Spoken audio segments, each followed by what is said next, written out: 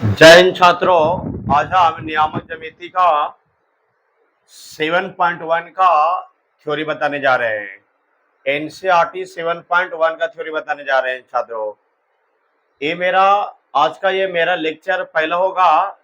ये एनसीईआरटी 7.1 का करीब हमें 3 एक्सरसाइज है छात्रों। 7.1, 7.2, 7.1, 7.2 और 7.3। ये 3 एक्सरसाइज का सबसे इंपॉर्टेंट थ्योरी 7.1 का, तो सबसे ज्यादा इसी 7.1 में ही थ्योरी है छात्रों। अगर ये मेरा लेक्चर अगर देख लिया तो उम्मीद रखते हैं कि 7.1 का जितना भी मैथ है सारा क्लियर कर देंगे। और साथ साथ 7.1 का थ्योरी में एग्जाम में 7.1 से करीब बहुत सारे ऑब्जेक्टिव क्वेश्चन पूछता है छात्रों। अगर इस थ्योरी को देखने के बाद जितना भी प्रीवियस क्वेश्चन 2011 से लेके 2024 तक जितना भी आया है वो सारा का सारा डाउट क्लियर हो जाएगा छात्रों। बस धैर्य के साथ बने रहें और एनसीईआरटी 7.1 का थ्योरी बताने जा रहे हैं। हम बताते हैं कि ये 30 से 40 मिनट का वीडियो होगा छात्रों, और शुरू से लेके अगर अंत तक देखा तो उम्मीद रखते हैं सारा सारा समझ में आ जाएगा। अब हम बताने जा रहे हैं एनसीईआरटी 7.1 का थ्योरी। अगर इस वीडियो को पूरा देख लिया तो पूरा समझ में आ जाएगा। अब हम शुरुआत करते हैं कोऑर्डिनेट से। पहले समझेगा छात्रों, ये मेरा ये मेरा क्या है, वाई डैक्स है। सुनेगा छात्रों, पहला क्या है वाई और नीचे क्या दिए हैं वाई डैक्स। ये मेरा क्या है एक्स, ये मेरा क्या है एक्स डैक्स। ये जो देख रहा है ना डैक्स है, ये भी देख रहा है क्या है डैक्स है। ये बिना डैक्स का है, और जो बिना डैक्स के रहेगा ना जो पॉजिटिव होगा, समझते जाएगा छात्रों। अब यहाँ से जो बिना डैक्स रहेगा ना वो क्या होगा पॉजिटिव। ये देखो ये डैक्स है, ये मेरा क्या है डैक्स है, ये भी मेरा क्या है डैक्स है। तो डैक्स वाला क्या हो जाएगा नेगेटिव, और बिना डैक्स वाला क्या हो जाएगा पॉजिटिव। ये वाला क्या बिना डैक्स को मान लिया प्लस, ये भी प्लस, ये माइनस, ये वाला माइनस। तो इसको याद रखने के लिए बहुत आसान तरीका है, समझेगा छात्रों। अब हम बताते हैं कि पहले बताते हैं, सुनेगा हमारा मेथड है याद करवाने का तरीका है कि एक्स को हमने क्या मान लेते हैं बड़ा, एक्स को क्या मान लिए बड़ा, और वाई को क्या मान लेते हैं छोटा। एक्स को क्या मान लिए हैं बड़ा और वाई को छोटा। तो जब भी कोई निर्देशांक बिंदु लिखाया जाता है तो निर्देशांक बिंदु कहता किसको है, एक्स और वाई की जब बिंदु लिखाता है ना उसको क्या कहा जाता है निर्देशांक बिंदु। एक्स और वाई की जब बिंदु लिखाता है ना उसको क्या कहा जाता है निर्देशांक बिंदु। अब हम बात करते हैं, जरा समझेगा छात्र। अब हम बात करते हैं कि प्रथम पाद का मान क्या होगा, सेकंड पाद के मान क्या होगा, तृतीय पाद के मान क्या होगा, चतुर्थ पाद के मान क्या होगा। स्टार्ट यहां से करना है कि फर्स्ट क्वाड्रेंट हुआ माने प्रथम पाद, ये क्या हुआ मेरा द्वितीय पाद, ये मेरा क्या हुआ तृतीय पाद, ये मेरा क्या हुआ चतुर्थ पाद। अब बात करते हैं सर कि प्रथम पाद का मान क्या होगा, द्वितीय पाद के मान क्या होगा, तृतीय पाद के मान क्या होगा, चतुर्थ पाद के मान क्या होगा। अब हम बात बताते हैं, ऐसे रटता है लड़का कि प्लस प्लस प्रथम पाद कहते हैं, माइनस प्लस द्वितीय पाद कहते हैं, माइनस माइनस तृतीय पाद कहते हैं, और प्लस माइनस क्या कहते हैं चतुर्थ पाद कहते हैं। इसमें रटने का नहीं है छात्रों, ध्यान लगा के देखिएगा कि कैसे होता है। सबसे पहले क्या बोले एक्स का मान लिखा था, सबसे पहले क्या वैल्यू लिखा था एक्स के मान। तो स्टार्ट यहाँ से करना है, यहाँ से स्टार्ट करे ऐसे चक्कर जाना है और फिर लास्ट में आना। यहाँ से स्टार्ट करेगा वैल्यू और ऐसे जाके फिर यहीं पर लास्ट में क्लोज हो जाएगा। तो पहले एक्स आता कि पहले वाई, तो बोलेगा सर एक्स आता। तो सबसे पहले एक्स का मान देखेगा, तो एक्स का मान क्या है तो बोलेगा प्लस है, क्या है तो प्लस। फिर उसके बाद चलेगा यहाँ, तो वाई की वैल्यू क्या है प्लस, तो प्लस को प्लस समझ गया कि प्रथम पद है। अब पूछेगा कि प्लस को प्लस को कौन सा पद कहा जाता है, तो बोलेगा प्रथम पद। प्लस को प्लस को कौन सा पद कहा जाता है प्रथम पद हो गया। अब जरा छात्रों समझेगा कि इसमें कैसे होगा, तभी तो बताए थे कि पहले एक्स आता कि पहले वाई, तो बोलेगा सर एक्स आता है। तो अब इसमें एक्स का मान क्या होता है तो माइनस, एक्स का मान क्या होता था माइनस। फिर इसी तरीका से चल रहा है, यहाँ से ऐसे किए फिर यहाँ से ऐसे आ जाना है। फिर वाई की वैल्यू क्या है तो बोलेगा क्या है प्लस है। तो पूछेंगे द्वितीय पद का मान क्या हुआ माइनस को प्लस, तो माइनस प्लस कैसे होगा समझ में आ गया कि पहले एक्स के वैल्यू लिखना उसके बाद वाई की वैल्यू। तो एक्स के वैल्यू में ऊपर क्या है माइनस है और वाई के वैल्यू ऊपर क्या है प्लस, इसीलिए माइनस को प्लस हो गया छात्रों। तब पूछेगा जाएगा कि द्वितीय पद का मान क्या होगा, तो माइनस को प्लस को द्वितीय पद कहते हैं, या माइनस को प्लस को क्या कहा जाता है तो द्वितीय पद कहा जाता है। द्वितीय पद का मान क्या होगा तो माइनस को प्लस होगा। पूछेगा द्वितीय पद का मान क्या होगा तो माइनस को प्लस होगा। अब बात करते हैं तृतीय पद का मान क्या होगा, तृतीय पद का मान क्या होगा छात्रों, आप लोग बताएगा कि तृतीय पद का मान क्या होगा, बताएगा क्या होगा सुनेगा छात्रों, पहले हम क्या होता है एक्स के मान, तो एक्स के मान क्या है यहाँ पर ही माइनस, फिर वाई के मान क्या है मेरा माइनस, इसीलिए माइनस को माइनस। जब भी लिखना है छात्रों तो पहले एक्स का वैल्यू लिखना, उसके बाद वाई का लिखना है। अब बात करते हैं, इसमें पूछेगा कि तृतीय पाद का मान क्या हो, माइनस को माइनस बताएगा, या तृतीय पाद किसे कहा जाता था, माइनस को माइनस को तृतीय पाद कहा जाता है। अब बात करते हैं चतुर्थ पाद का मान, चतुर्थ पाद का मान क्या होगा, तो ध्यान लगा देगा, हम क्या बताए थे पहले शुरू एक्स का मान लिखना है, तो एक्स का वैल्यू क्या दिया गया है प्लस दिया है, एक्स का वैल्यू क्या दिया गया है प्लस, अब वाई की वैल्यू क्या दिया है माइनस।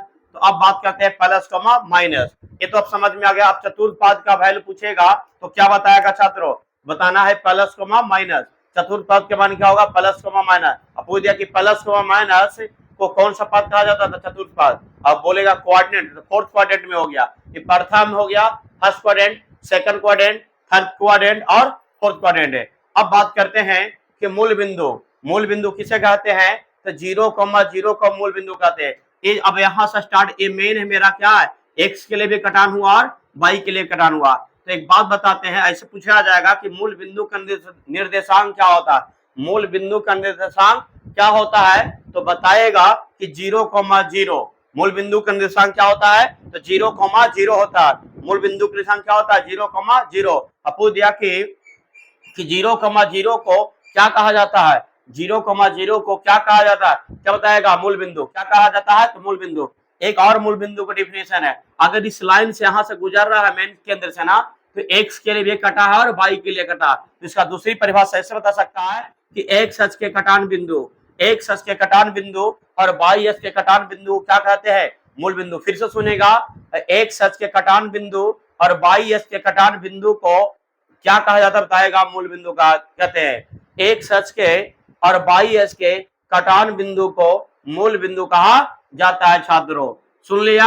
अब बोलेगा सर यहां से यहां तक, इस यहां से यहां तक ये मेरा एक सच की धनात्मक रेखा हुआ, यहाँ जीरो मैंने कि जीरो बिंदु, मूल बिंदु से लेके यहाँ तक मेरा क्या हुआ धनात्मक रेखा एक सच के, अगर यहाँ से लेके यहाँ तक एक सच के ऋणात्मक दिशा हुआ। अब बात करते हैं अगर यहाँ से लेके बिंदु केंद्र तक से लेके यहाँ तक मेरा क्या हुआ वाई धनात्मक रेखा हुआ, अगर यहाँ से लेके यहाँ तक बोलेंगे तो वाई का ऋणात्मक रेखा कहते हैं।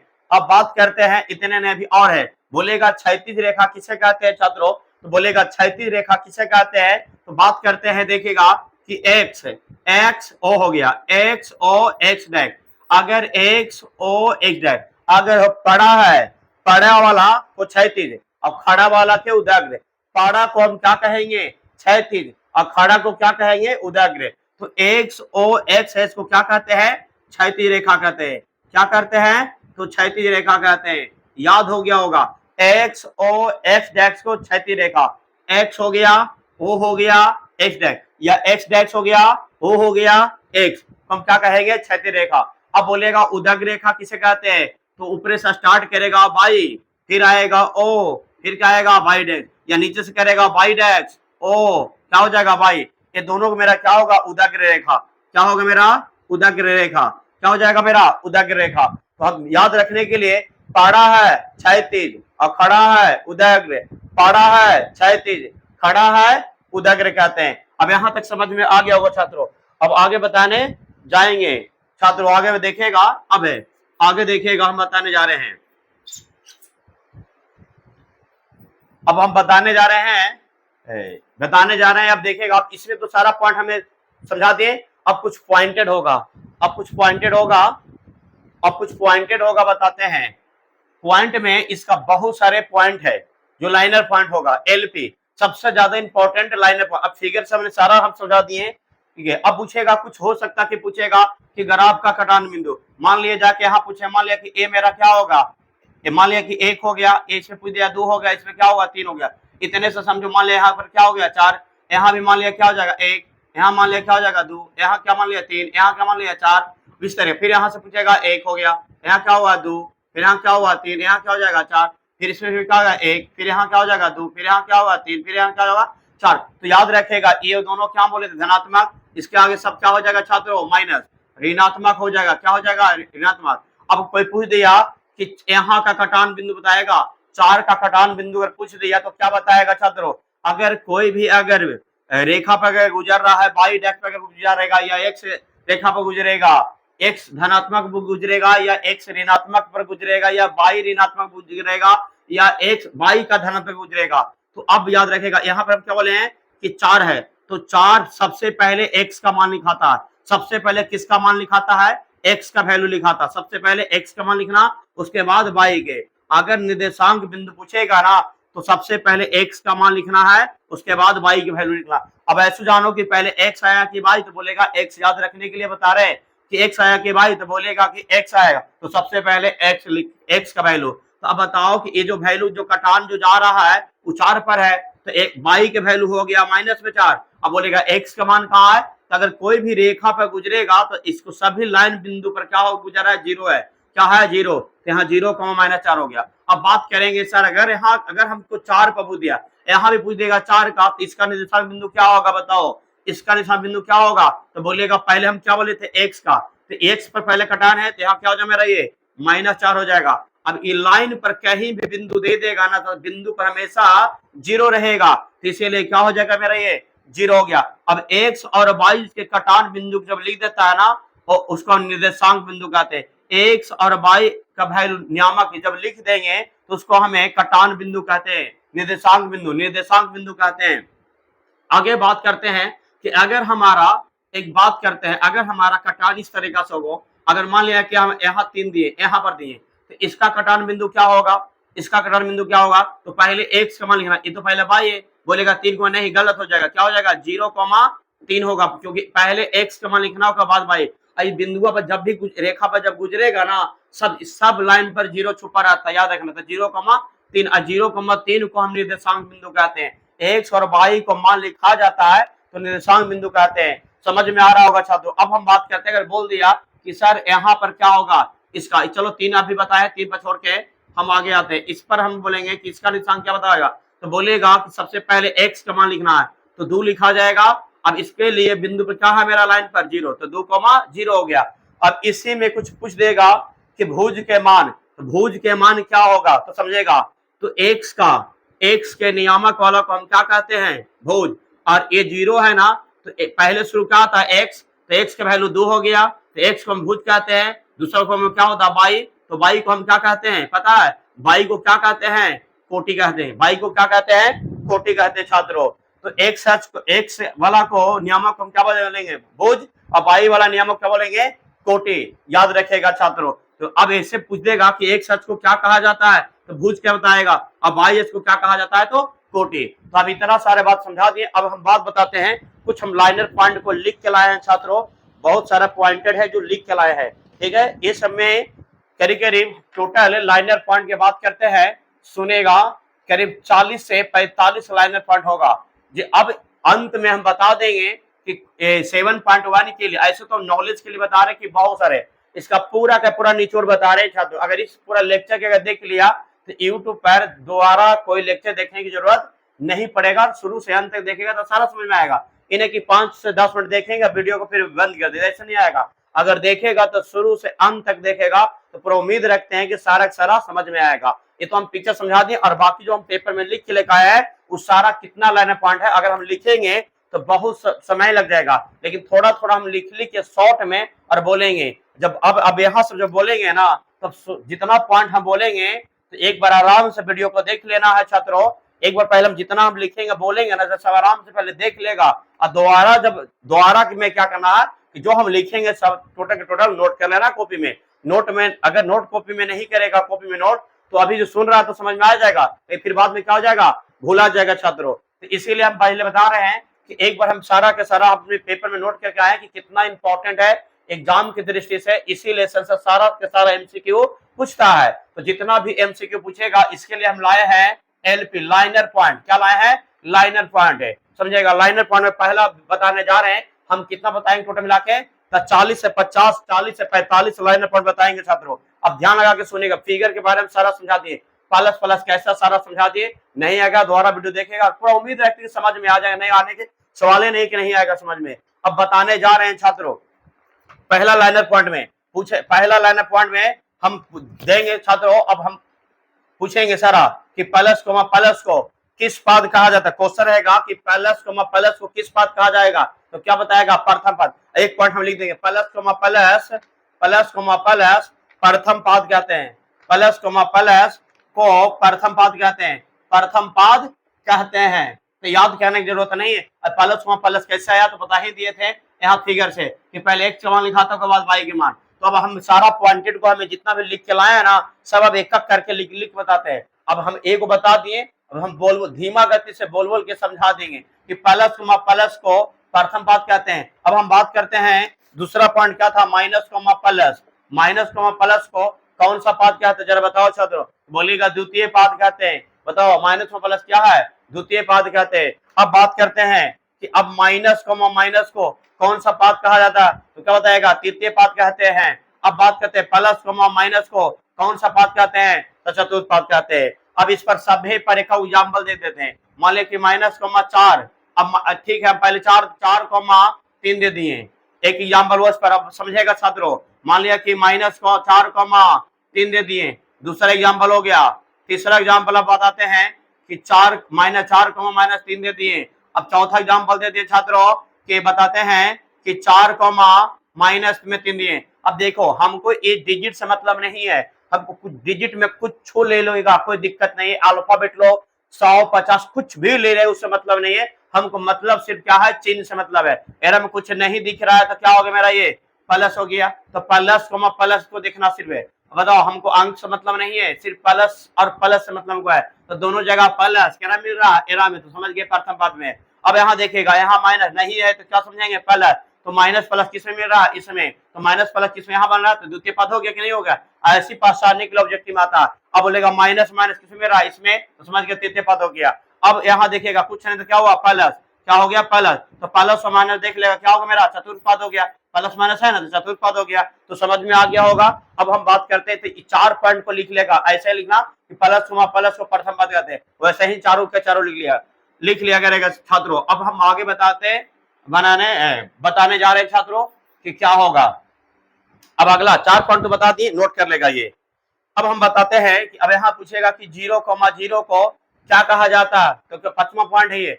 0,0 को क्या कहा जाता है, क्या बताएगा? मूल बिंदु। ऐसे लिख लेना तुम लोग छात्रों कि 0,0 को मूल बिंदु कहते हैं। 0,0 को मूल बिंदु कहते हैं। दूसरी परिभाषा लिख लेगा, x h और y h, x h और y h को, x h और y h को मूल, x h और y h को कटान बिंदु को, x h और y h के करो, x h और y h के कटान बिंदु को, x h और y h के कटान बिंदु को भी हम क्या कहते हैं? मूल बिंदु कहते हैं। x h और y h के कटान बिंदु को क्या बोलते हैं? मूल बिंदु कहते हैं। तो ये भी परिभाषा बता सकता, तो ज्यादा यही पूछता कि 0,0 को क्या कहते हैं या मूल बिंदु किसे कहते थे? 0,0 को कहते छात्रों। ये तो समझ में आ गया। अब हम आगे पॉइंट को गिनते जाएगा छात्रों। तो हम बता दिए कितना, 5 पॉइंट बता दिए। अब छठा पॉइंट आते हैं कि x h को समझ गया क्या लिखने जा रहे हैं? x h को क्या कहेंगे? तो मतलब बोलेगा भुज कहते हैं। एकदम सीरियल से बता रहे हैं, x h को क्या कहते हैं? तो बताएगा भुज कहते हैं। फिर पूछेगा कि y h को क्या कहते हैं? y h को क्या कहते हैं? तो क्या बताएगा? y h को क्या कहते हैं? तो बोलेगा कोटि कहते हैं। तो ये तो समझ में आ गया कि y h को क्या कहते हैं? कोटि कहते हैं। तो यहाँ तक तो क्लियर हो गया छात्रों।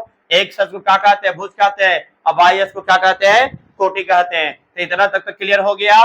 अब पहले समझ लेगा, नोट मत करेगा छात्रों, पहले समझ लेगा। एक बार समझा देने के बाद दोबारा आराम से कॉपी में लिख लेगा बढ़िया से। ठीक है छात्रों।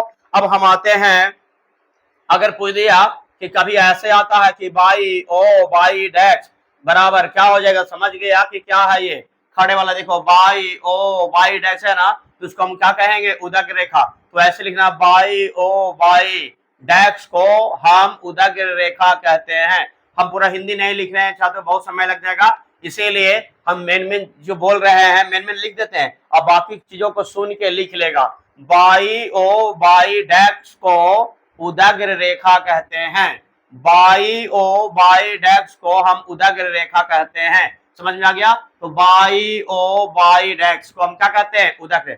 बाई हो गया ना, ओ हुआ ना, और बाई डेक्स हुआ ना, यही लिखे उदग रेखा था। अभी बताए थे खड़ा है उदग, पाड़ा है क्षैतिज, खड़ा है उदग, पाड़ा है क्षैतिज, समझ में आ गया होगा। अब हम बात करते हैं कि एक्स डैक्स ओ एक्स, दूसरी तरीका ऐसे लिख सकता है, ऐसा बात नहीं है कि एक्स ओ एक्स डैक्स है, चाहे ऐसे लिखो चाहे दोनों, क्या इसको क्या बोलेंगे, क्षैतिज रेखा कहेंगे। क्या कहेंगे, क्षैतिज रेखा कहेंगे। क्या कहेंगे, क्षैतिज रेखा कहेंगे, क्षैतिज रेखा। तो लिखेगा पॉइंट में कैसे कि एक्स ओ एक्स डैक्स को हम क्षैतिज रेखा कहते हैं, समझ में आ रहा होगा। एक्स ओ एक्स डैक्स कैसे हुआ, एक्स यहाँ देखो, अब यहाँ बात करते हैं, यहाँ एक्स डैक्स था तो एक्स डैक्स ओ एक्स या एक्स ओ एक्स डैक्स, तो हम क्या बोलेंगे, क्षैतिज, पाड़े वाला पड़ा है, सुतल है, जो क्या बोलेंगे, क्षैतिज रेखा। समझ में आ गया होगा छात्रों। अब हम बताने जा रहे हैं, अब पॉइंट को गिनते जाएगा, हम बोले थे 40 से 45 पॉइंट, 30 से 40 मिनट के करीब करीब में बता देंगे सारा, समझते जाएगा, भागना नहीं छात्रों, धैर्य के साथ बने रहेगा, पूरा के पूरा समझ में आएगा, वीडियो पूरा देखिएगा शुरू से अंत तक, पूरा मजा आने वाला है। आगे देखिएगा, अब एक पॉइंटेड लिखने जा रहे हैं, कहेगा कि एक बिंदु, समझेगा बहुत इंपॉर्टेंट पॉइंटेड है, कि अगर पूछेगा कि एक बिंदु एक्स एच, एक बिंदु है जो एक्स एच, सुनते जाएगा, एक बिंदु एक्स एच पर स्थित हो, एक्स एच पर स्थित हो, एक्स एच पर स्थित हो, एक बिंदु है जो एक्स एच पर स्थित हो, और बाई का नियामक कुछ दिया, बाई का नियामक, सुनते जाएगा, एकदम पूरा याद करवा देंगे, एग्जाम्पल सब बता दिए, जितना हम थ्योरी समझाए उसी में सारा पॉइंटेड है। एक बिंदु है जो एक्स एच पर, एक्स एच पर बोलेगा तो बाई के नियामक, तो बाई के नियामक क्या हो जाएगा, 0। पूछ दिया कि एक बिंदु एक्स एच पर स्थित हो, यहाँ लिखेगा कि एक बिंदु एक्स एच पर स्थित बाई का नियामक क्या होगा, तो क्या बताएगा, शून्य होगा। क्या बताएगा, शून्य होगा। सारा पहले सुन लेगा, उसके बाद लिखेगा छात्रों, एक बिंदु एक्स एच पर स्थित हो तो बाई का नियामक क्या होगा, शून्य होगा। और फिर पूछेगा, यही चीज को अगर एक बिंदु कह देगा, एक शब्द को मिटा दिए, फिर दूसरा पॉइंट हो गया, अब क्या होगा, चेंज हो गया कि एक बिंदु बाई एच पर स्थित हो तो एक्स का नियामक क्या होगा, तो इसका भी शून्य होगा। तो दोनों को अगर बाई एच पर स्थित कहेगा तो एक्स का नियामक 0, अगर एक्स एच पर कहा तो बाई का नियामक 0, जस्ट उल्टा हो जाएगा। बाई एच पर नियामक स्थित पूछेगा तो एक्स का नियामक 0, और एक सच पर कहेगा तो बाई का नियामक 0। समझ में आ गया होगा छात्रों। तो यहाँ पर 2 पॉइंट बता दिए, फिर से इसको डिटेल में बढ़िया से लिखेगा, एकदम जो बोलते हैं सुनते जाएगा, हम मेन मेन चीजों को लिख रहे हैं छात्रों, और सारा का सारा नोट करके लिखेगा बढ़िया से सुन के, और रहे तो जितना हम लिखे हैं ना उसका फिर हमें लास्ट में वीडियो में दिखा देंगे छात्रों, जितना हम समझाए हैं, और उसके बाद आराम से लिख लेगा, इसका फिर से वीडियो में लास्ट में सारा अच्छा से दिखा देंगे, ठीक है। आगे हम बताते हैं पॉइंटेड को जो समझा रहे हैं। अब हम बात करते हैं कि प्रथम चतुर्थांश दम, इसका नियामक ज्यामिति का पूरा खानदान तक बताएंगे, एक को छोड़ने वाले नहीं है, पॉइंट का सारा का सारा। अगर इस वीडियो को देख लिया छात्रों ना तो यूट्यूब पर कोई दूसरा वीडियो देखने का सकता नहीं है, लेकिन हाँ शुरू से लेकर अंत तक देख लेना, उसके बाद कोई भी वीडियो खोज के देख लेना कि मेरा ये थ्योरी है जो पहला सिद्धांत, पहला जो लेक्चर दिया गया, वो देखो कि कितना इस क्वालिटी में कितना हम सारा के पूरा निचोड़ बताए। इसको बनाने के लिए बहुत मेहनत की है छात्रों, शुरू से लेकर अंत तक देखना, मजा आ जाएगा। अब कहते हैं कि प्रथम पाद या प्रथम चतुर्थांश बोलते हैं, चलो प्रथम पाद बोलो या प्रथम चतुर्थांश बोलो, प्रथम चतुर्थांश सुनते जाएगा आराम से, प्रथम चतुर्थांश या प्रथम पाद बोल सकता। ये अगला पॉइंट है, अगला पॉइंट है, प्रथम चतुर्थांश या प्रथम पाद एक ही बोलते हैं। पद में होगा, में होगा, सुनते जाएगा ना, में होगा, प्रथम चतुर्थांश या प्रथम पाद में होगा तो तुमसे पूछेगा ना कि एक्स का नियामक, एक्स का नियामक तथा बाई का नियामक, बाई का नियामक, एक्स का नियामक, या यहाँ पर लिख लेना एक्स का नियामक और बाई का नियामक, बाई नियम, एक्स नियामक और बाई नियामक समझो, जैसे एक्स नियामक और बाई नियामक क्या होगा। अब क्वेश्चन बन गया, अब सुनेगा सब इसी फिगर, प्रथम चतुर्थांश अगर या प्रथम पाद में होगा तो एक्स का नियामक क्या होगा, अब बाई का नियामक क्या होगा, बस खाली पूछने का तरीका अलग है। तो क्या बोलेगा कि प्रथम पाद में होगा तो एक्स का नियामक, एक्स का नियामक और बाई का नियामक क्या बोलेगा, सर प्लस प्लस होगा। कैसे, तभी यही ना बोले थे कि प्रथम पाद में होगा, प्रथम चतुर्थांश या प्रथम पाद में होगा तो एक्स हम क्या बोले, पहला जो होता है एक्स होता है, दूसरा जो होता है क्या होता है बाई, इसीलिए बोले कि एक्स का नियामक और बाई के नियमक क्या होगा, तो एक्स के नियमक प्लस हो गया और बाई के नियमक क्या होगा, प्लस हो गया। समझ में आ रहा होगा। तो ऑब्जेक्टिव में से पूछ सकता है कि प्रथम चतुर्थांश या प्रथम पद में एक्स का नियामक मान क्या होगा, या पूछ देगा ऐसे कि प्रथम चतुर्थांश में बाई का नियामक क्या होगा, तो बोलेगा धनात्मक। तो इसमें दोनों का मान क्या हो गया, धनात्मक। तो प्रथम चतुर्थांश में एक्स का नियामक और बाई का नियामक क्या होगा, धनात्मक हो गया। अब बात करते हैं कि जहां पर देखो अब सारा यही रहेगा, प्रथम चतुर्थांश का हटा के सिर्फ क्या करेंगे, द्वितीय करेंगे। दूसरा समझेगा क्या करेगा, द्वितीय चतुर्थांश या द्वितीय पाद, द्वितीय पाद। अब बात करें, अब तुम लोग बताएगा कि अगर द्वितीय चतुर्थांश या द्वितीय पाद में होगा तो एक्स का नियामक क्या होगा, तो बोलेगा हम क्या बताए थे कि पहले वाला को एक्स और दूसरा वाला क्या बोलते हैं, बाई। तो हम क्या बोले कि द्वितीय चतुर्थांश या द्वितीय पाद में होगा तो एक्स का नियामक क्या होगा, तो बोलेगा सर एक्स का नियामक माइनस होगा। और दूसरा में बाई का नियामक क्या होगा, तो बोलेगा प्लस होगा। दूसरा क्या हो गया, प्लस हो गया। तो याद रखना द्वितीय चतुर्थांश या द्वितीय पाद में एक्स का नियामक पूछेगा कैसे, तो ऐसे पूछेगा, सुनो, द्वितीय चतुर्थांश या द्वितीय पाद में एक्स का नियामक क्या होता है, तो बोलेगा ऋणात्मक। फिर पूछेगा दूसरा क्वेश्चन ऐसे पूछेगा कि द्वितीय चतुर्थांश में द्वितीय पाद में बाई का नियामक क्या होगा, तो बोलेगा धनात्मक। अब पूछेगा डायरेक्ट पूछेगा कि द्वितीय चतुर्थांश, अगर द्वितीय चतुर्थांश में द्वितीय पाद का नियामक दोनों पूछेगा, बनाना है कि एक्स ऋणात्मक और बाई धनात्मक होता है। समझ में आ गया होगा छात्र। हम जितना बता रहे हैं ना, हम बोल रहे हैं वो आराम से लिखना, हम शॉर्ट मेन चीजों को लिख रहे हैं, ठीक है, क्योंकि ऐसे पूरा लिखेंगे तो बहुत लंबा हो जाएगा। खाली हम शॉर्ट से मेन चीजों को समझा रहे हैं, बाकी डिटेल में लिखेगा बढ़िया से। अब यहाँ द्वितीय के जब हम चेंज करने जा रहे हैं, समझ गया होगा क्या लिखने जा रहे हैं, समझ गया होगा, तृतीय लिखेंगे। क्या लिखेंगे, तृतीय, तृतीय चतुर्थांश। अब यहाँ क्या कर देंगे, तृतीय पाद, तृतीय, समझेगा।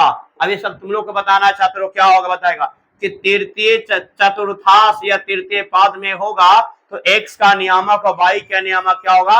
विद्यार्थी लोग सब समझ गया होगा, क्या होगा, सब समझ गया होगा कि तृतीय चतुर्थांश या तृतीय पाद में एक्स का नियामक क्या होगा, बाई का नियामक। तो बताओ कि तृतीय चतुर्थांश में एक्स का भी वैल्यू माइनस और बाई की वैल्यू भी क्या होगा, माइनस। याद रखेगा कि एक्स का भी नियामक क्या होगा, ऋणात्मक होगा, बाई की भी माइनस क्या होगा, मान ऋणात्मक होगा। तो अब दोनों का पूछेगा कि तृतीय पाद में, पूछेगा तृतीय चतुर्थांश या तृतीय पाद में एक्स का नियामक और बाई का नियामक क्या होगा, तो बोलना दोनों का मान ऋणात्मक होगा। अब पॉइंट में लिखना चाहता है कि ऐसे लिख लेना कि तृतीय चतुर्थांश या तृतीय पाद में एक्स का नियामक ऋणात्मक और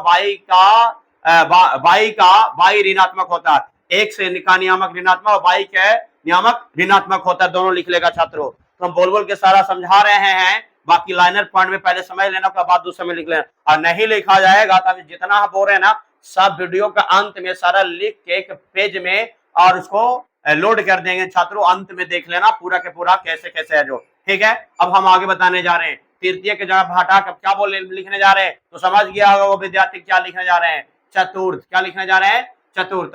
अब बताते हैं चतुर्थांश या चतुर्थपाद। क्या लिखेंगे कि चतुर्थपाद, चतुर्थांश या चतुर्थपाद, दोनों एक, चाहे ऐसे बोलो चाहे ऐसे बोलो, चतुर्थपाद बोलो या चतुर्थांश बोलो। पूछेगा कि चतुर्थ या चतुर्थ पाद में क्या माने कि कोई बिंदु, कोई आगे हमेशा लिख लेना कि कोई बिंदु, क्या लिख लेना कि कोई बिंदु चतुर्थ चतुर्थांश या चतुर्थ पाद में होगा तो एक्स का नियामक और बाई का नियामक क्या कहलाएगा, तो बोलेगा कि सर अब सब कुछ समझ में आया। तो चतुर्थ पाद में एक्स का वैल्यू क्या हो गया, प्लस, अब बाई का वैल्यू क्या हो गया, माइनस, बाई का वैल्यू क्या हो गया, माइनस। तो बोलेगा कि एक्स का वैल्यू क्या हो जाएगा, धनात्मक हो जाएगा सर, अब बाई की वैल्यू क्या हो जाएगा, तो ऋणात्मक हो जाएगा। तो सारा का सारा समझ में आ रहा होगा छात्र, शुरू से अंत तक देखते रहना कि कैसे कैसे समझा रहे हैं कि फिगर से सारा मटेरियल खत्म। हम बोले ना कि 40 से 45 पॉइंट बताएंगे और 40 से 45 पॉइंट बताने के बाद अब बोलेगा कि एनसीईआरटी 7.1 में क्या सभ्य इतना लगेगा, नहीं, इन नॉलेज के लिए बता रहे हैं, पूरा नॉलेज के लिए बता रहे हैं कि जब कोई भी किसी पूछेगा तो तुमको ऐसा नहीं कि कोई पूछ दिया कि नियामक ज्यामिति खत्म हो गया तो हाँ, पूछ दिया तो कोई नहीं बताएगा, ऐसा नहीं। कहीं अगर ये पूरा लेक्चर देख लिया तो उम्मीद रखते हैं कि कहीं कोई भी अगर पूछ दिया, और कोई ऐसा वीडियो देख लो जितना हम जो बता रहे हैं ना, वो उससे ज्यादा कोई उससे ज्यादा पूछने वाला नहीं है ना, किताब इससे ज्यादा है नहीं। किताब का सारा निचोड़ बताने जा रहे हैं, जहां से कोई दिक्कत नहीं एग्जाम होगा और पूरा के पूरा ऑब्जेक्टिव बन जाएगा। इतना भी नहीं, देखते रहो, बहुत सारा पॉइंटेड है। अभी हम बोले 40 से 45 कवाड़ेंगे। अब यहाँ तो हम चतुर्थ पद तक बता दिए कि अगर कोई बिंदु चतुर्थांश में होगा या चतुर्थ पाद में होगा तो एक्स का नियम पूछ दिया तो क्या होता है ऋणात्मक, और वाई का नियम पूछ दिया तो क्या होता है एक्स का नियम पूछ दिया तो धनात्मक, वाई का नियम पूछ दिया तो क्या बताएगा ऋणात्मक। तो यहाँ से तो हम पूरा समझा दिए छात्रों। अब हम बताने जा रहे हैं, अब चारों के चारों खानदान खत्म कर दिए, अब हाँ आगे बढ़ने जा रहे हैं। अब सुनेगा क्या बताने जा रहे हैं, अब सुनेगा छात्रों, अब हम बताने जा रहे हैं छात्रों, सुनते रहेगा एकदम आराम से, सुनते रहेगा, बताने जा रहे हैं। अब हम बताने जा रहे हैं कुछ इंपॉर्टेंट एनसीईआरटी का सबसे ज्यादा इंपॉर्टेंट बताने जा रहे हैं। अब यहाँ देखो, ये वाला इंपॉर्टेंट एग्जाम में मैथ बने, फिर लास्ट में भी बता देंगे कि सर 7.1 में एनसीईआरटी की जो मैथ बनाएंगे ना, उसमें कौन कौन फार्मूला लगेगा और कौन कौन सा कंसेप्ट की जरूरत है। इतना सारा अगर याद नहीं भी हुआ तो हम बता देंगे कि 7.1 में कितना इंपॉर्टेंट हम याद रखेंगे, जहां से 7.1 का पूरा के पूरा मैथ बन जाएगा 100%, वो भी बता देंगे। ज्यादा याद ना करना, बस 3-4 फॉर्मूला है जो बहुत आसान फॉर्मूला, सबसे बन जाएगा। ठीक है, अब हम बताने जा रहे हैं, अब हम लिखने जा रहे हैं अगला पॉइंटेड को। ठीक है ना, अगला पॉइंट लिखने जा रहे हैं कि मूल बिंदु, ये सबसे ज्यादा पूछता है, यहाँ इस पर एग्जाम्पल देके भी समझा देंगे। मूल बिंदु की दूरी, मूल बिंदु की दूरी, मूल बिंदु का दूरी जानता है कि ओपी से इंडिकेट किया जाता है, सूचित किया जाता है। तो ओपी बराबर फॉर्मूला बन गया, या मूल बिंदु का दूरी क्या हो गया मेरा, पता है छात्रों, बोलेगा कि एक्स स्क्वायर प्लस क्या बताएगा वाई स्क्वायर। अब इसको हिंदी में लिखेगा तो क्या बताएगा कि भुज के स्क्वायर प्लस कोटि के स्क्वायर, क्योंकि एक्स के नाम क्या है भुज, अब आई के नाम क्या है कोटि। अब बोलेगा, अब इस पर इसी एक और फॉर्मूला बता देते हैं, लगातार दोनों फॉर्मूला इंपॉर्टेंट है, ये सब 7.1 में सबसे ज्यादा इंपॉर्टेंट है। पूजा के मूल बिंदु का दूरी ओपी वर्ग सूत्र क्या होता है बताना, अंदर रूट में x square plus y square, याद रखना। अब बीच की दूरी, अगर मान लीजिए देखो बीच का दूरी कहेगा तो यहाँ मान लिया जाए कि पी है, यहाँ क्या है क्यू है,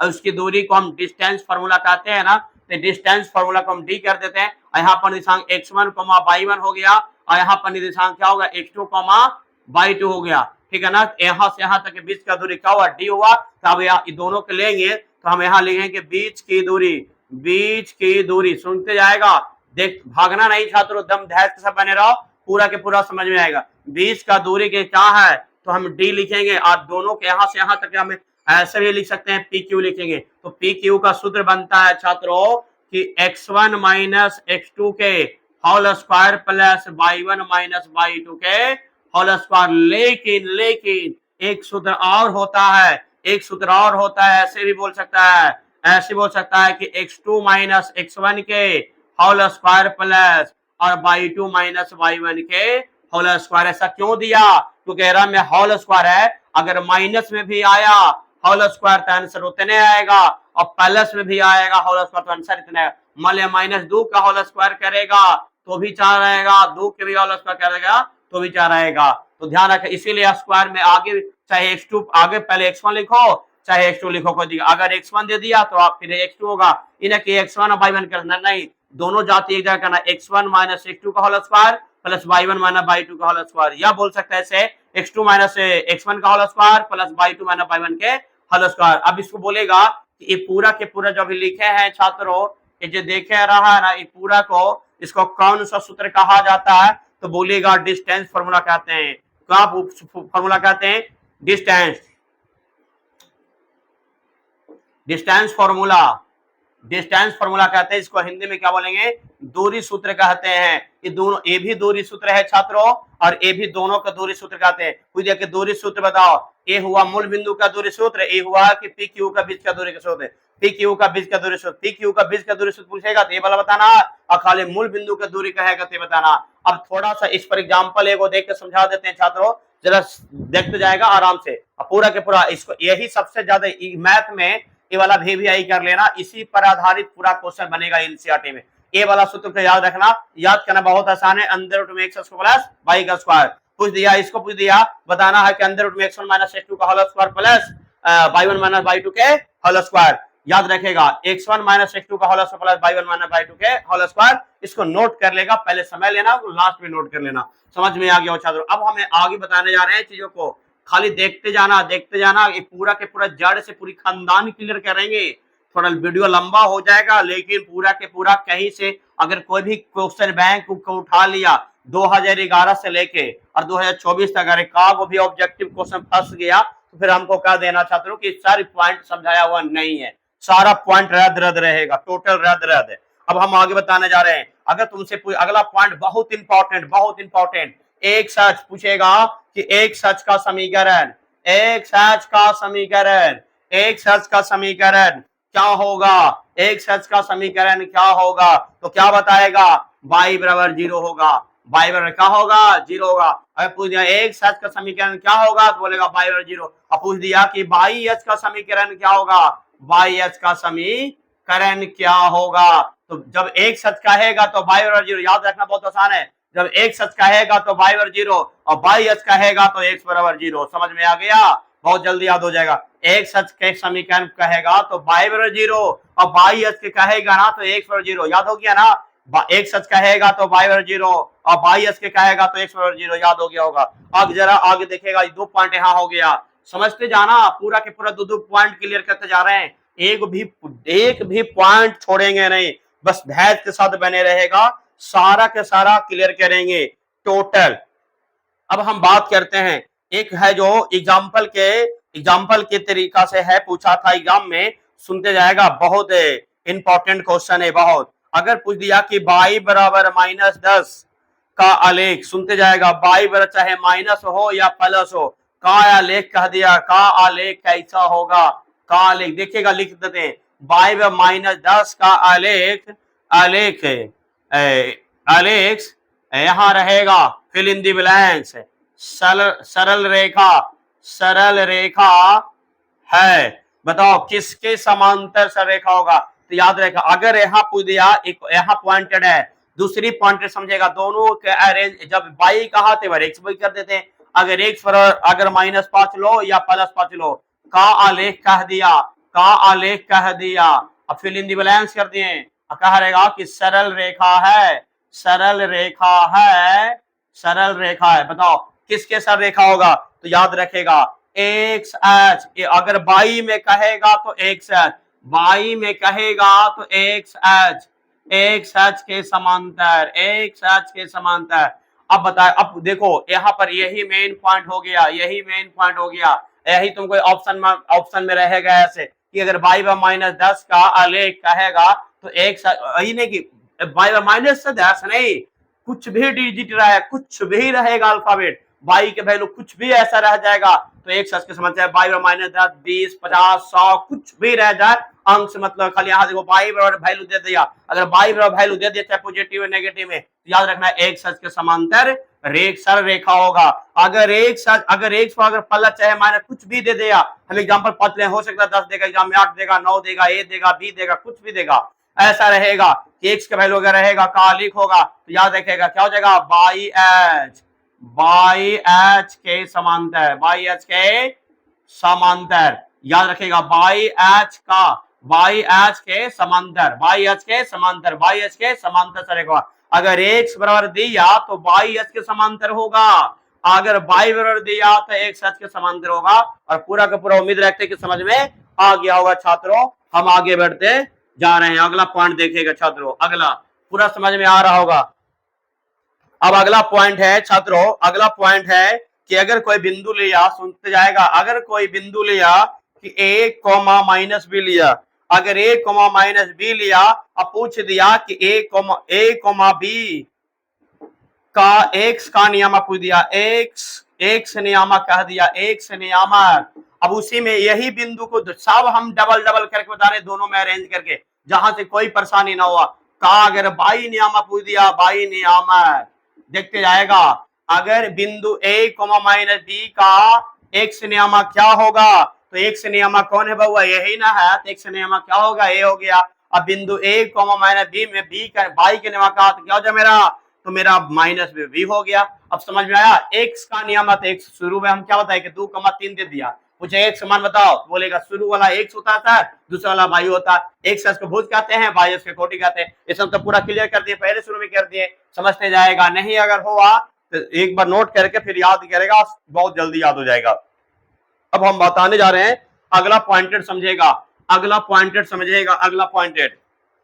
इतने नहीं पॉइंट हम बोले ना 40-45, तो पूरा के पूरा डाउट क्लियर कर देंगे। अगर यहां से पूछ दिया कि अगर x के बराबर माइनस ए है, x बराबर माइनस ए है तथा और y बराबर b है, अब देखो क्वेश्चन नया आ गया, x बराबर माइनस ए तथा y बराबर b का कटान बिंदु, का कटान बिंदु पूछ दिया कि कटान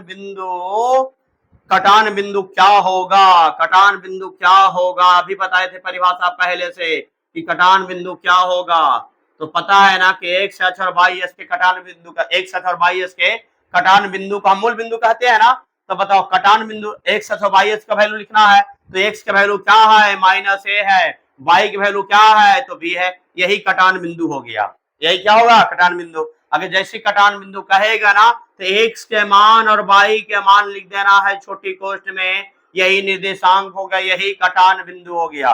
बात समझ में आया कि ना आया। अब पूछ दिया कि एक्स का वैल्यू मेरा 2 है और वाई की वैल्यू 4 है, तो बताओ कि कटान बिंदु क्या होगा, तो बोलेगा सर 2,4। 4,2 नहीं होगा, क्योंकि पता है क्यों नहीं होगा कि पहले एक्स का वैल्यू लिखना है। ऐसे बता दिए हैं कि एक्स बड़ा है तो पहले एक्स का मान, वाई छोटा है तो पीछे लिखना है। तो याद रखना हमेशा एक्स का मान लिखा जाता है। मान लिया कि -3, अगर एक्स का वैल्यू -3 है और वाई की वैल्यू अगर 6 है तो इसकी कटान बिंदु क्या होगा, बोलेगा -3,6 है। अब समझ में आ गया होगा कि कटान बिंदु कहता किसको है, ये भी सजारा जितना हम बता रहे हैं ना, तुम सारा विद्यार्थी देख लेगा क्वेश्चन बैंक में।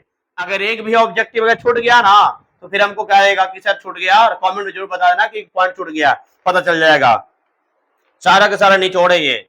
अब हम बात करते हैं, अगर हम बात करते हैं कि अगर एग्जाम्पल लेते हैं, पहले हम बता चुके कुछ एग्जाम्पल ले रहे हैं कि एक्स कोमा वाई है, एक्स कोमा वाई का बिंदु, एक्स कोमा वाई का अगर पूछ दिया कि भुज का मान बताओ, फिर लिखते हैं, तुम लोग सोच लेगा छात्रों, x comma y, x comma y, y का पूछ दिया कोटि का मान बताओ क्या होगा। और एक्स वाई छोड़ो ना, अगर मान लिया हम चलते ए और बी लेते हैं, ए कॉमा बी लेते हैं, चलो ये भी हम ले लेते हैं, ए कॉमा बी लेते हैं, ए कॉमा बी। अब बताओ कि बिंदु ए कॉमा बी का भुज का मान क्या हो, तो पहले एक्स वाला को क्या कहते हैं, भुज, तो भुज के मान क्या हो जाएगा, ए। अब बिंदु ए कॉमा बी कोटि मान कहते हैं, कुछ हो जाएगा मेरा बी। तो याद रखना एक सच को भुज कहा जाता है, वाई को क्या कहा जाता है, कोटि।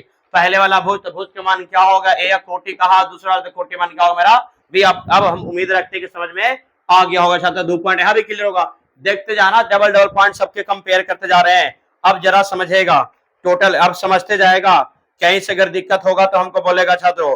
क्लियर हो गया। अब यहाँ से अब आगे हम बताने जा रहे हैं छात्रों, समझते जाएगा।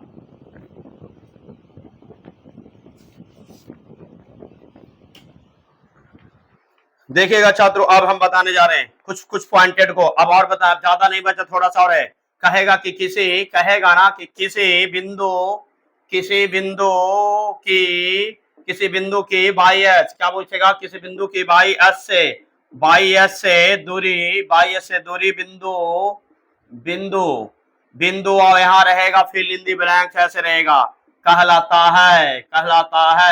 ऐसे रहता, कुछ चीजों को नोट करवा लिख देते हैं जहां से समझ में आएगा। फिर लिखेगा कि किसी बिंदु, समझेगा, किसी बिंदु की एक्स एच से दूरी बिंदु। अब बताएगा, अब बिंदु कहलाता है क्या होगा, बताओ।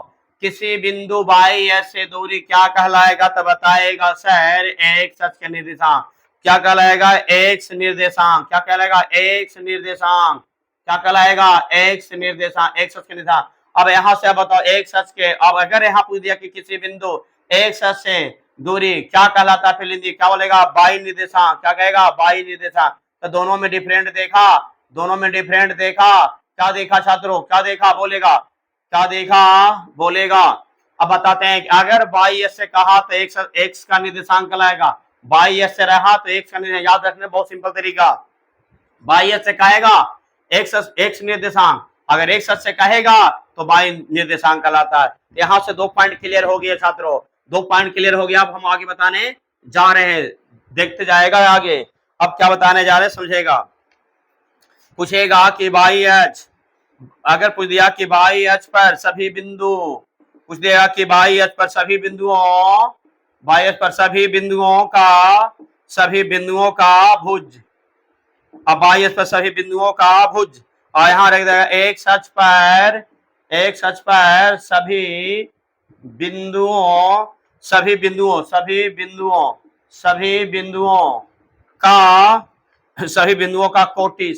का कोटि।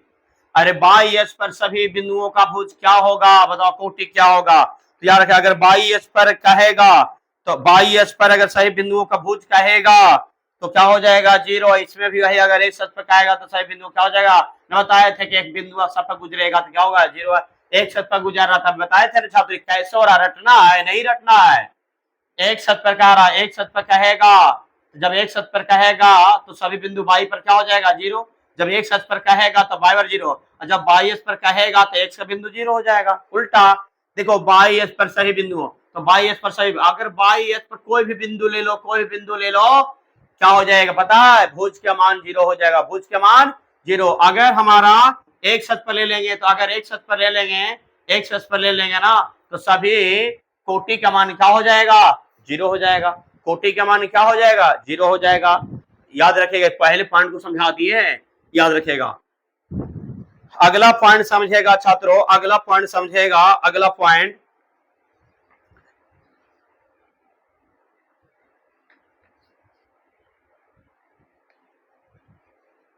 आगे देखिएगा छात्रों कि अगर एक सच पर किसी बिंदु बाई का नियम पूछ दिया, एक सच पर स्थिति, देखिएगा कि एक सच पर किसी, अगला पॉइंट है कि एक सच पर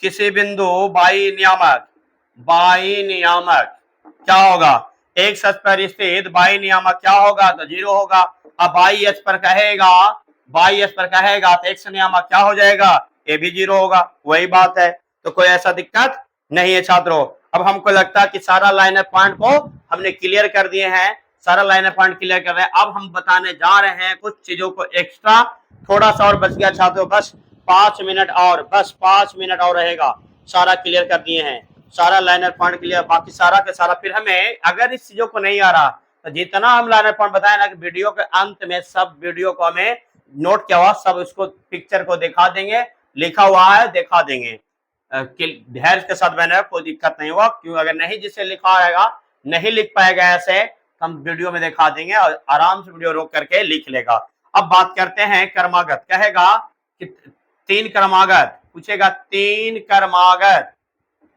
क्रमागत बिंदुए संरेख के लिए, 3 क्रमागत बिंदुए संरेख के लिए, तो ए हो गया, बी हो गया, सी। क्रमागत मैंने लगातार होता, 3 क्रमागत लगातार बिंदु दिया है, उसके संरेख का सूत्र है ये, संरेख है या नहीं,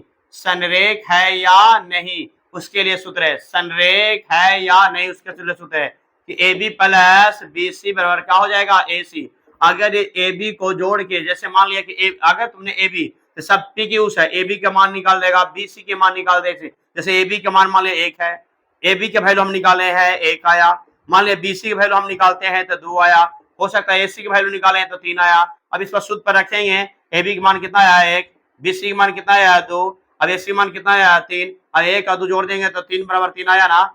जब 3 बराबर 3 आया तो संरेख हो गया। अगर जोड़ने के बाद अगर बराबर नहीं आएगा तो बोल देना संरेख नहीं है। ये भी क्लियर हो गया छात्रों। अब आगे समझेगा कि कोई परेशानियां नहीं होगा। अब जरा आगे देखेगा, संरेख के लिए भी क्लियर हम कर दिए, आगे देखते जाएगा, ज्यादा नहीं, 2-4 पॉइंट और बच गया है, 2-4 पॉइंट और बच गया। अब हम आगे बताते हैं समद्विबाहु क्या है, समझेंगे कि समद्विबाहु, आगे समझना, थ्योरी को समझ लेना। समद्विबाहु त्रिभुज के लिए, समद्विबाहु त्रिभुज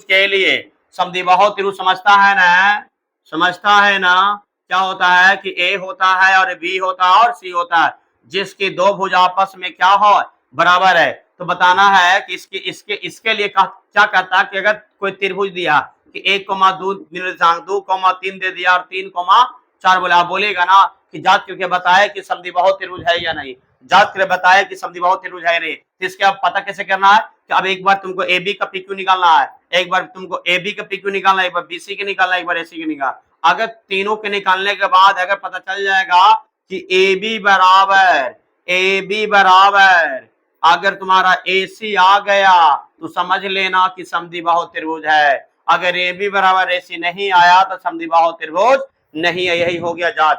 अब हम आते हैं समद्विबाहु त्रिभुज के बाद आते हैं क्या चीज है, अब हम आते हैं समद्विबाहु त्रिभुज के बाद अब आते हैं समबाहु त्रिभुज। क्या आएंगे? समबाहु त्रिभुज।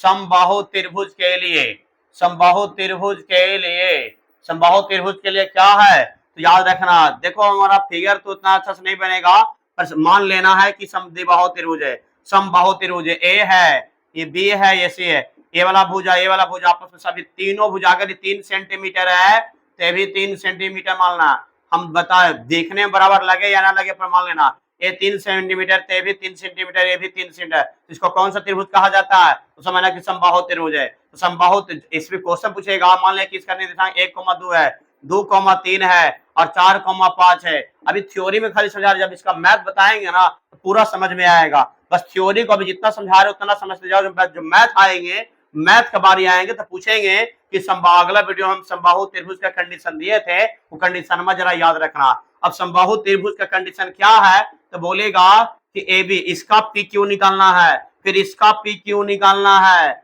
फिर इसका पी क्यू निकालना है। ए बी का पी क्यू बराबर बी सी का पी क्यू बराबर ए सी का, सबका मान बराबर आ गया तो समझ जाएंगे समबाहु त्रिभुज है। और कहेगा कि यदि समबाहु त्रिभुज का निर्देशांक ए का निर्देशांक इतना, बी का निर्देशांक इतना, सी का निर्देशांक कितना, तो जांच कर बताएं कि समबाहु त्रिभुज है या नहीं है। जब ए बी का सब बराबर आ जाएगा तो समबाहु त्रिभुज होगा। अभी खाली देखते जाओ ना छात्रों, जब मैथ की बारी आएगा ना तो पूरा समझ में आएगा जब हम मैथ पाएंगे तो। अब आते हैं समकोण त्रिभुज के लिए। कहेंगे समकोण, समकोण त्रिभुज के लिए, समकोण त्रिभुज के लिए। और समकोण तो जानता है ना कि एक कोण 90 डिग्री हो, उसको क्या कहेंगे?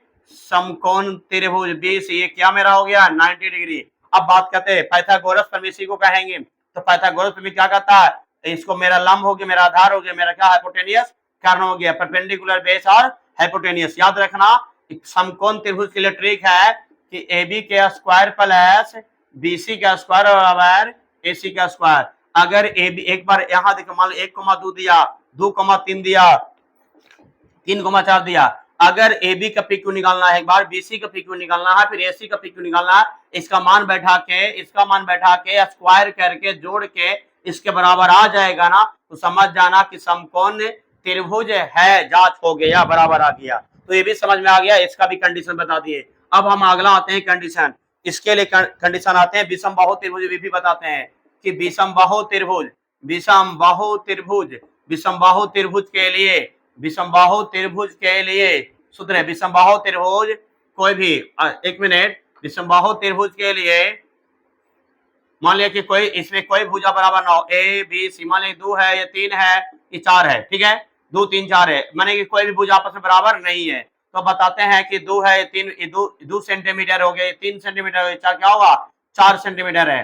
तो विषमबाहु त्रिभुज कैसे समझेंगे? तो बताना है A B does not equal B C does not equal A C. अगर कोई भुजा आपस, अगर मान लिया कि 1,2 दे दिए, 2,3 दे दिए, 4,5 दे दिए, ठीक है। अब इसका ए बी का पी क्यू, एक बार बी सी का पी क्यू, एक बार ए सी का पी क्यू, समझते जाना। ए बी का पी क्यू, एक बार बी सी का पी क्यू, एक बार ए सी का, सब का पी क्यू बारी बारी से निकाला। जब बोलेगा पी क्यू को क्यों हो रहा बार बार हो रहे हैं, मैथ निकलेगा, मैथ बीच का दूरी। जब बीच का दूरी बता देंगे ना तो अब दो ही को याद रखना, बीच का दूरी सीख गया निकालने के लिए, और बहुत आसान है, बहुत। जब अगला लेक्चर लेके आएंगे ना तो गर्द उड़ाएंगे मैथ में बना के। अब बताते हैं कि ए का, बी का और सी का निर्देशांक सब का दिया हुआ रहेगा। ए बी का पी क्यू निकाल लेना, बी सी पी क्यू निकालना और ए सी पी क्यू निकालना।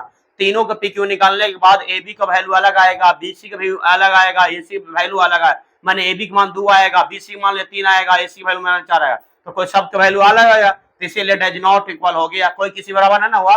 जब किसी का बराबर मान नहीं होगा तो समझ जाना क्या है, ये विषमबाहु त्रिभुज हो गया। ये नियामक ज्यामिति के लिए हम बता रहे हैं, बस शॉर्ट हैंड से मेन थ्योरी को हम बताने जा रहे हैं। अब आते हैं विषमबाहु। आयत के लिए या चतुर्भुज बोलेगा, आयत के लिए या बोलेगा चतुर्भुज बोलेगा, क्या बोलेगा? चतुर्भुज। याद रखना, आयत के लिए या चतुर्भुज के लिए जिसके आमने सामने भुज आपस में बराबर हो, ए हो गया, बी हो गया, मेरा ऐसा बराबर नहीं लग रहा है छात्रों, तो मान लेना है ए हो गया, बी हो गया, सी है, डी। अब आयत के लिए क्या होता है समझेगा कि ए बी, अब आयत के लिए ए बी आमने सामने की भुजा आपस में बराबर है, ये चतुर्भुज आयत, आयत के प्रत्येक कोण के मान क्या हो जाएगा सब है 90 डिग्री, क्या हो जाएगा 90 डिग्री। तो बता सकते ए बी बराबर क्या हो जाएगा डीसी, ए बी बराबर क्या हो जाएगा डीसी। तथा अब क्या कर सकते हैं कि एडी तथा क्या कर सकते हैं, एडी तथा क्या कर सकते हैं बीसी, ये चारों का चारों भुजा निकाला। अगर ए वाला भुजा आपस में बराबर है, ए वाला भुजा आपस में बराबर होगा, तो समझना आयत हो गया, चतुर्भुज हो गया। अब इतने नहीं, अभी और इसमें या इस ऐसे भी अगर तुमको ऐसे नहीं निकालना चाहता तो ऐसे निकाल सकता है कि इसका और दूसरा तरीका अथवा करके बताते हैं कि एसी का स्क्वायर बराबर ए बी के स्क्वायर प्लस बीसी का स्क्वायर होगा। इसका निकालना होगा, ऐसे निकालना होगा, ऐसे निकाल लो ए वाला, ठीक है। तो ऐसे निकाल लेगा तो पता है ना कि एसी का स्क्वायर ए वाला निकालना पड़ेगा, तो ए वाला निकालेगा तो एसी होगा, इसका बिंदु इसका बीच का दूरी निकालेगा, तो इसका बीच का दूरी निकाल लेगा तो एसी स्क्वायर निकाल लेगा, फिर ए बी का निकाल लेना और फिर बीसी का निकाल लेना, ठीक है। जब इसका निकाल इसका बराबर मैंने इसका और इसका जोड़ देगा, मैंने कहने के लिए ए बी का पी क्यू और बीसी का पी क्यू निकाल के बर कर के दोनों मान बैठा के जोड़ के इसका बराबर आ जाएगा, तो समझ जाना है कि आयत और चतुर्भुज हो जाएगा। एक कंडीशन बता दिए, दो तरीका यह था। अब हम आते हैं कि वर्ग के लिए सर, वर्ग के लिए अब अंतिम है वर्ग के लिए। वर्ग मैंने कि जिसकी चारों भुजा आपस में बराबर है, ए है, बी है, सी है, डी है। अब इस क्या है सभी भुजा, अब इसके लिए कंडीशन क्या है, ए बी बराबर क्या बोलेगा बीसी, बीसी और क्या बोलेगा सीडी, सीडी और क्या बोलेगा एडी। ये वर्ग के लिए है। इसका अगर मान लिया कि इसका निर्देशांक कुछ 1,2 दिया, 2,3 दिया, 3,4 दिया और 4,5 दे दिया, कुछ भी ऐसा दे दिया। अब ए बी का पी क्यू निकालेगा तो उतने आएगा, बीसी का पी क्यू निकाले उतने आएगा, सीडी के निकालेगा उतने आएगा, एडी की भी निकालेगा उतना। सभी जब बराबर आएगा समझ गए कुछ होगा वर्ग होगा, जो वर्ग होगा वही समचतुर्भुज भी हो जाएगा। क्या हो जाएगा समचतुर्भुज होगा। तो अब मेरा के थ्योरी के पूरा क्लियर हो गया छात्रों। अब 7 पॉइंट एनसीईआरटी 1 का पूरा थ्योरी क्लियर कर दिए। अब बोलता है कि सर जितना हम समझाए हैं उसका अच्छे तरीका से जरा एक बार कॉपी में लिख के बता दीजिएगा, तो इसको वीडियो के अंत में हम देखेगा तो हम न तो स्टेटस लगा देंगे न तो फिर हमें इसको अंतिम में फिर से इसको एडिट करके डाल देंगे जो हम लिखे हैं जो छात्रों। तो उम्मीद रखते हैं अगर वीडियो अगर पसंद पड़ेगा तो लाइक करो और शेयर करो। मेरा यूट्यूब चैनल क्या है, YouTube channel right way to, इतना टाइप करेगा right way to success RK के बाद सर। ये अगर वीडियो पसंद पड़ा होगा तो वीडियो को लाइक करो, सब्सक्राइब करो और अपनी यार दोस्तों के पास भी मैसेज सेंड कर देना छात्रों। अब वीडियो का मैं परंत करते हैं छात्रों। अगर वीडियो पसंद पड़ा, कहीं भी जरा मैंने गलती होगा तो कमेंट में जरूर बताएगा कि कहां पर हमने गलती की है। अगर छूट गया होगा तो भी कमेंट में बताएगा। वीडियो अगर अच्छा लगा होगा तो लाइक करेगा छात्रों। अब वीडियो कहीं परंत करते हैं। जय हिंद छात्रों।